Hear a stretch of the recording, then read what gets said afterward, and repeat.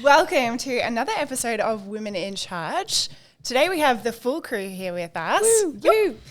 What we are talking about today is what are the 3 things that I can use to make sure that I'm making progress? 3 things, 3 metrics, 3 ways of tracking, 3 things to kind of look at myself or externally around how do I know that this program, the CrossFit program that I'm doing at Charge CrossFit is actually working for me?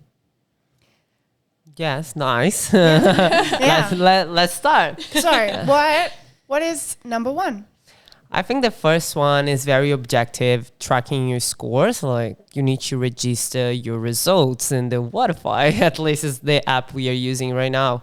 This is a very objective way for you to see, okay, in the last week I did maybe 100 kilos for the deadlift, and now this week I'm going to try to pursue the same result. And even more like 6 months ago, I did Fran and my time was X. So I have a pretty clear reference, aka myself, and this is really nice for you. Yeah, totally. I think it's the easiest way to do it. And Wodify, I mean, it's not like the perfect tracking app, but it will also give you your history over time. So I've got scores in there since I started using Wodify, which is like 2021. So I can go back and see scores from 2021-ish. Yeah. But it also has a really nice feature of like you can leave a comment about your workout as well. So you can also track like, you know, warm-up sets. So that's another way that you can increase your load is by like increasing your warm-up sets or increasing the load on your warm-up sets or anything like that as well. You can add any comments in there, how you broke your sets up, if you broke them up, things like that. We are not sponsored by Wodify, by the way, guys. It's just like the app we are using nowadays at the gym. Whatever app you're using. Yeah, you can be any app. Or old school, I was searching and I found my old Charge. Oh my gosh, actually notebook. Charge notebook. Literally Oh my Charge gosh, notebook. so amazing. Oh, I want to see this. I don't know which was the first one. Mine were just from Officeworks. No, so back in the day, That's we used so to have these sick. full on like, you know, on the podcast right now, you might need to jump on YouTube and check it out. Charge little like notebooks. And I tracked literally everything. Ooh, I see something. Fran, Tuesday, the 29th of didn't have a year, 7th. Tuesday the 29th of... I don't have a year in here. So we're just going to ignore that for a sec. But 29th of July, 2013. 2013. People. My goodness, what was your time, friend? What was your My time? time, I did thrusters at 30 kilos. I did pull-ups, and my time was 9:07. My goodness. Not bad. What is your recent time, my friend? The most recent one? I think it's around the 2-minute mark. No big deal. No big deal. Yes, 9:07, 2013. And now 2 minutes. I had a long running like note on my phone as well with a lot of like benchmark scores in there that I can go through and be like, here's my friend time from 2015 when I just got kipping pull-ups, which we don't need to discuss that time. I shared mine. A lot. It was like literally 15 minutes. It was emotional. But yeah, that was like another way to do it. Yeah. Yeah. Oh, guys, I'm in love with this. You know, like vintage style. Yeah. 14.1. 14.1. Oh, yeah. Wow. I have a score in there, 224, Wow. but I don't remember what the workout was. I also have in here back squat from an unknown date, still in the same year, probably around the same time as I did Fran. And it was a 2-rep max, but I noted down my 1-rep max, of 65. Oh, I was good like, job. Good job, you know, strong growth. at the time, it's like you can, and I, you know, even in here, I've got all of my warm-up sets. So, you know, this is old school, but what if I now does all of this for you? Or any like tracking app of choice does all of that for you. And what I find can be really exciting is to like look back not only over like the most recent cycle of what did I do last week, what did I do 2 weeks ago, but when you see that trend over time, like I look back at the scores from 2013 to what I'm doing now or what I did a couple of years ago, it's like there's such clear improvement in those results. But quite often, even at the moment, sometimes we go from week to week of doing maybe a 2 rep max back squat, then to a 1 rep max back squat, or I should have probably used the example of a 3 to 2. You're like, I did the same weight. Like, I'm not getting any better. I was like, progress isn't measured in 2-week blocks.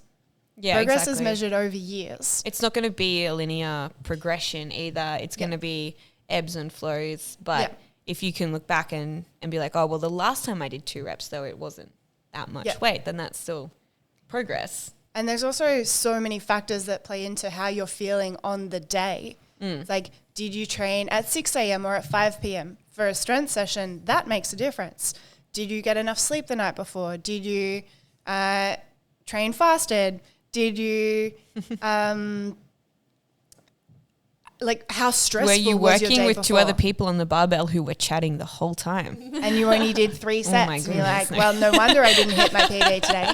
You know, And that's where leaving the comment in your score can be really helpful. You know, like even just leaving like a little like, oh, this felt really hard, or this actually felt good, I had more in the tank, can be really helpful. So the next time you come back to that, you can be like, oh, well, I hit that weight, but I probably could have gone a bit more. So that might be the goal for me today, is to hit the weight I maybe could have hit last time.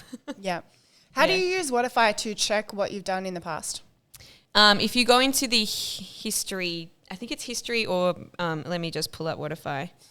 Yes, now you have a tutorial open live, guys. It's just that's open to my deadlift from yesterday, no biggie. It's a big deal. If you go into results, so the menu on the corner, if you go into results,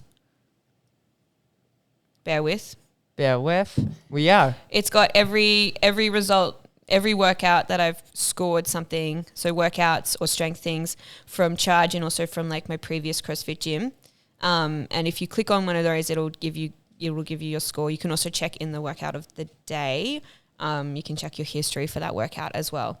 And it's really helpful. For some strength things, it does give you percentages as well. They're not always amazing if you haven't tested a 1 rep max before, but they're good enough sometimes.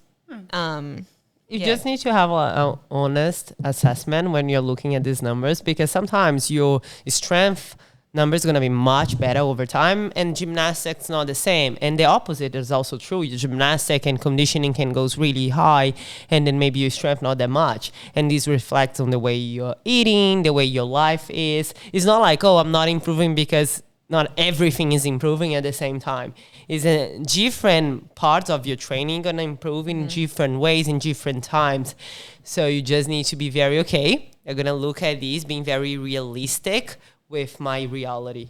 Yeah, exactly. I think that something that I like to do is after every single workout, I like to put my score in Whatify, even if it wasn't like the best workout I've ever done, because the more workouts you do, the more data points you have. I love data. You are a PhD student. But also, what a surprise. The more data points you have, the less sensitive you are to each workout. So, like, for example, had a great workout on Monday, had a great workout on Tuesday, Wednesday, not so great. I'm not built for a long distance workout, but I put my score in anyway because I finished the workout and I was really proud of myself. But even if I hadn't been proud of myself, it's important for me to put that score into Whatify so that I'm not feeling mopey about it for the rest of the day. I think if you let yourself be like, oh, it was a terrible workout, I'm so ashamed of myself, I'm not putting that score in, I don't want other people to know, then what you're doing is you're putting a lot of your identity into that particular workout, which is okay. I'm not saying this is necessarily like a bad thing, but you have to be able to be like, you know what? I did it. I did it. That's the main thing. I tried my hardest. Put that into Whatify and then move on. So sometimes I find that if I'm like, oh, even like, some workouts I'm like, I'm not very impressed with that, but I'm going to put it in anyway because I still did it. It's objective data. Exactly. There's no emotion. There's no like feeling or thought behind the number on the clock. There's a number on the clock. Yeah, exactly. And it's like, well, did I try my hardest? Yeah. So I'm going to put it in Wodify. Even if I don't try my hardest, I put it in Wodify, and then I could put this was a cop out in the comments section. Just to be completely honest. I'm curious about your opinion, Kaylee. More like if you don't think like Keely right now, because Keely is a really easygoing person. Oh, even if it's the worst day in my training, I'm gonna put it. But if you're a person that is really hard with yourself and you have a lot of negative talk going on, how would you deal with this? I think the comparison game is really hard, and if you're sort of in a place where you're like, oh, I actually can't make myself put the score on the leaderboard because it's going to make me feel whatever, upset, or I'm going to look at it for the rest of the day, or I'm going to be worried about if other people like it, I think that it's still important for you to track it for yourself. And if the only way that you can do that right now is like, I'm going to put this score in and I'm going to hide my score on the leaderboard, then I think that that's okay. And I think that in time you sort of work through that and hope that, you know, you get to a place where you can put it on the leaderboard and not be so attached to it. But I think it's really hard to sort of flip from like, I'm just going to do it because, you know, Gilly said it was easy or whatever. So and you should listen to me. Yeah, totally. I think that like exposure therapy is really helpful. And I was literally going to say something else and I've completely forgotten. Yeah, you will come back. Really if it was important, really you can drop by the end. Oh, I was gonna say, like, if you finish a workout and say like, and you felt amazing about it, why is your score, why is the objective score kind of bothering you? I think like it's one of those things where it's like, if you didn't know your score, would you be proud of yourself? So if you have a score and it's not as good in big quotation marks as the person next to you, why does that detract from your like feeling about the workout? Yeah. So I think that could be something to like think about as well if you're in kind of in that place. Yeah, sorry. I was just going to say, like, I think it also comes back to like your expectations, like where did they come from? Why are you placing those expectations on yourself? Is it your expectations of you, or is it how you feel about what other people think about you? And just sort of like evaluating, or at least considering, like, why do I feel like that about entering my scores? In what I would say is exactly related to what you're just saying, Kaylee. It's a personal story, actually. In my first 2 years of the Open, I think that I always drop it in the middle. Like when I say drop in the middle, I was still doing the workouts, but I was not putting my scores in the website, just because in my mind, my failure would be real when I saw the numbers and when I saw like you were in the 50,000, whatever, no more than that, 100 position worldwide. And like in my mind, because I was like, everyone gonna judge me. I am a trainer. Everyone is saying like I'm suck.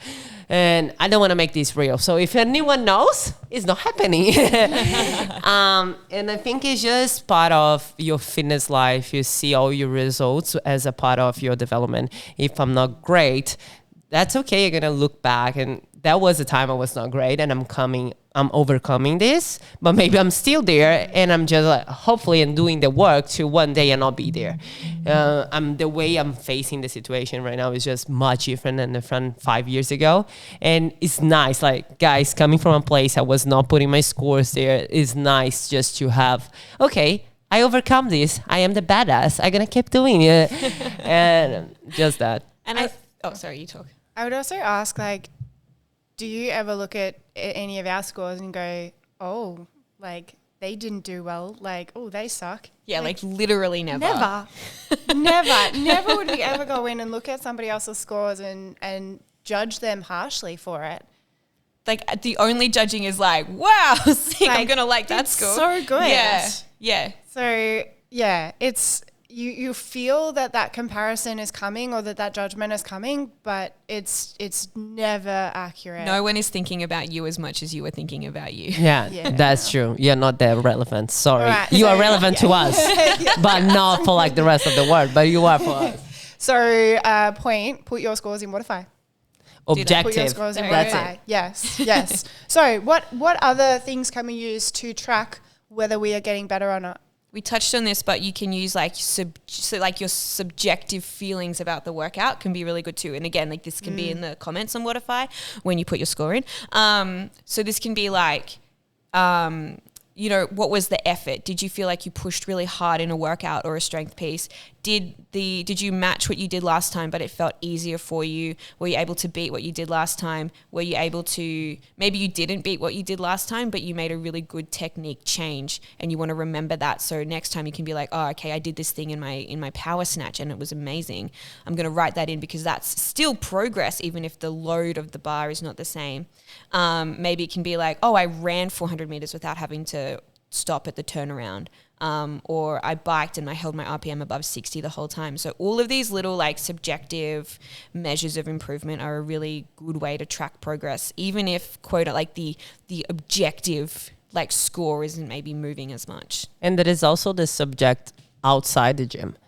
How your sleep go, how your energy levels goes, how Are you sore all the time? yeah, Or maybe you're not sore at all, yeah. how your clothes fit, how you see yourself in the mirror, and like there is a lot of things you can change over time, and it's not like very objective. It depends. But like little things like that are gonna, especially when you've been training for a really long time.